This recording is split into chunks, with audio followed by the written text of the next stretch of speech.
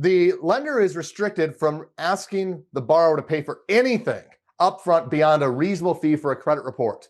Now, the loan file, this is an area where you're not going to probably see too much of this, okay, unless they give it up on a silver platter. So this is absolutely an area where you need to go interview the loan officer and say, hey, something to the effect of, are there any sort of fees you require up front? Do you charge an application fee? In fact, that's a great one to ask.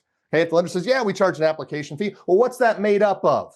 Because really, in a TRID world, you charge an application fee, it might as well just be a credit report fee, because that's the only thing that the lender can ask the applicant to charge or to pay for up front. So be careful of application fees. Really, it could only be a credit report fee.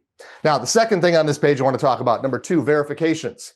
Okay, we can ask about verifications along the way, but there is a restriction from requiring verifications until we get later on down the road. So again, interviewing loan officers, what sort of things do you ask for up front? Is there anything that you require? Oh yeah, we require a purchase agreement. That's a red flag. Can't do that. Any sort of required verification documents until we get past the intent to proceed are going to be a problem. Okay, they may not show up in black and white in the loan file, like, hey, I was too early.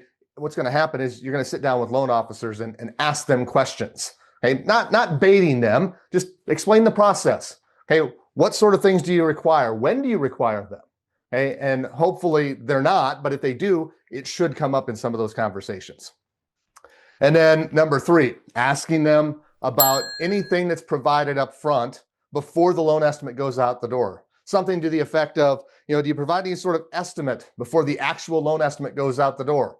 And from time to time, we run into lenders. Yeah, I've got this fancy Excel spreadsheet. Let me show it. And they're usually real proud of it. And they want to show you how it works. And you go, well, what do you do? And then do you print it out and give it to them? And what you're looking for is if they give anything before the loan estimate, it's got to look like this cross section here on page 2. It's got to have a disclaimer on it. It's got to be a 12-point font. And then it can't look, walk, and talk like a loan estimate beyond that.